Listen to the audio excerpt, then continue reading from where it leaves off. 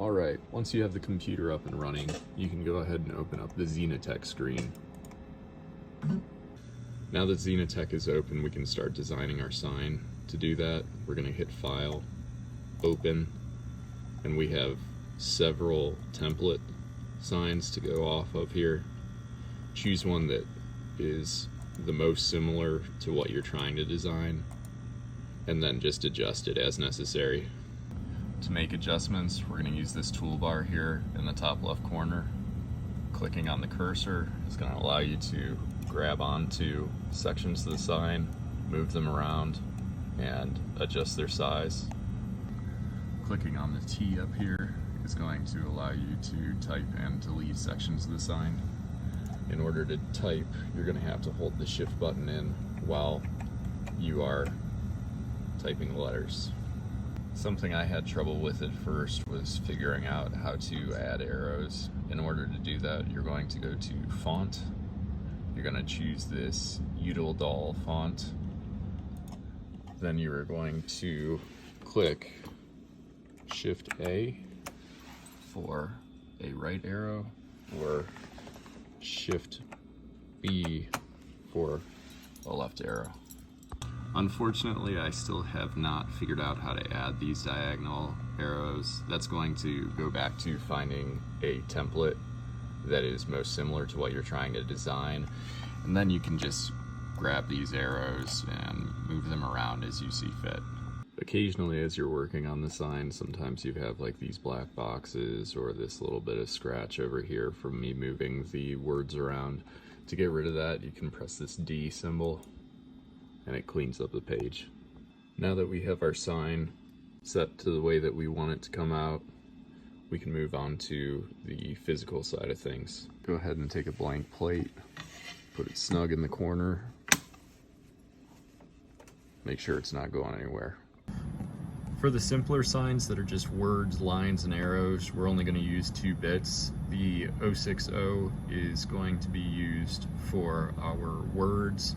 The 090 is going to be used for the arrows and underlines. So once you remove them from the plastic tube, this is what they look like. They will have a little protective cap on the end of them. Make sure you take that off too.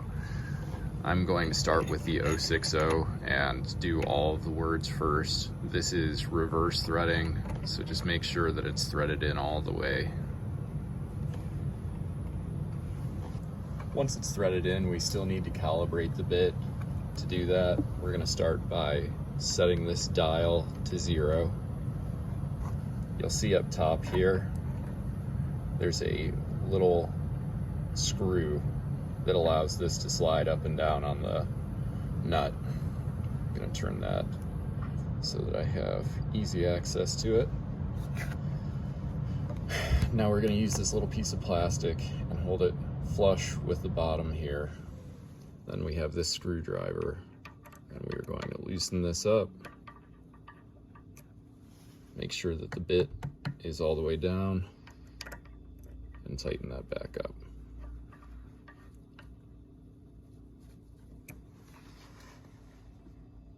With that all set up, we can go ahead and turn this dial back to a 4 or 5 is a good place to start. Now we can go ahead and click the Xenetech on. Make sure our spindle speed is at 8. We'll have our first switch set to auto, our second set to pause, and we'll talk about this home cancel and home retain a little bit later. With everything set to go on the physical side, we can go ahead and get ready to start printing. To do that, we're going to click F1. That's going to bring up a screen on your computer. You're going to go ahead and just click OK. Now all we have left to do is go ahead and start. Now if you remember, we said that we were going to use the 060 bit only for words, and this sign starts with an arrow. There's a switch on the control panel that says forwards and backwards, and what that does is while you're in this paused state, it will move the machine one letter or one design at a time. So let's go all the way back to the beginning, and we're gonna skip just that arrow. And then to start, we're gonna go from pause to continue.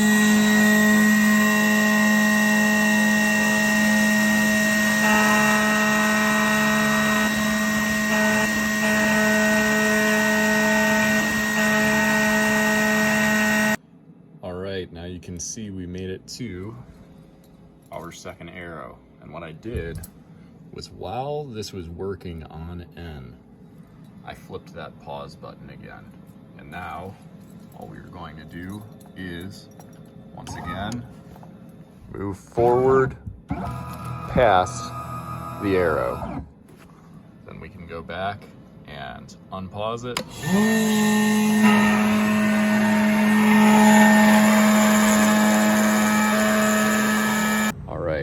All of our lettering is done now, so we can swap out the 060 bit for the 090 bit. Don't forget that we're going to have to recalibrate this new bit. Don't assume that it's in the right position.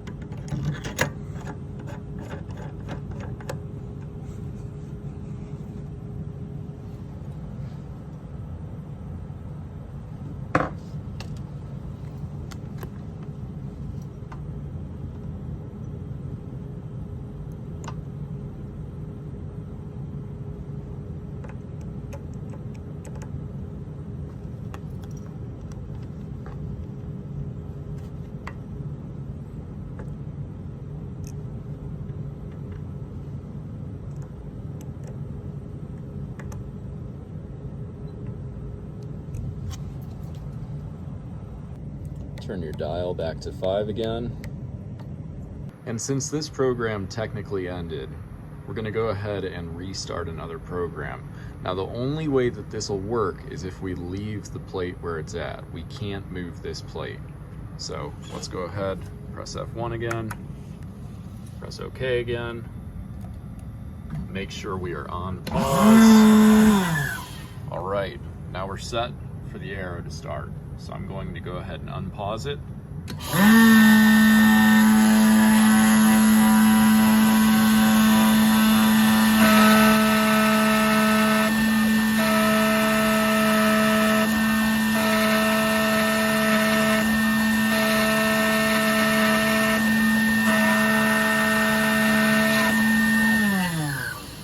I paused it again after that arrow was started. Now I'm going to move forward. You can see how it's going one letter at a time. So we're at F, U, R, N, A, C, E, R, U, N. And now we're back at the arrow. Gonna go ahead and unpause it again.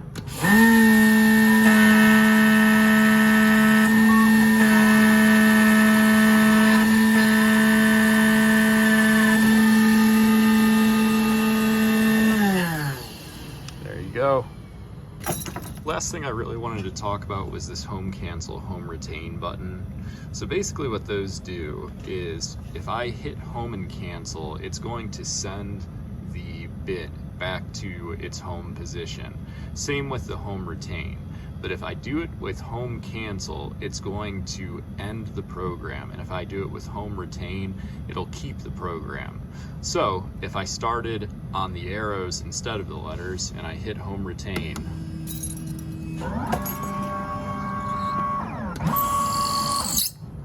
I can still go ahead and move back to where I was working. In the case of home cancel, that won't work.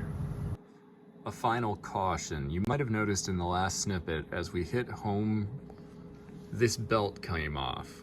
It's been doing that a little bit recently. All you gotta do is kind of hold it up like that, turn it as you go, and it's popped back into place. All right, congratulations, you made your first sign with the Xenetech. I want to thank Kristen for showing me the ropes on this thing. Hopefully this helps somebody else out. We'll see you later.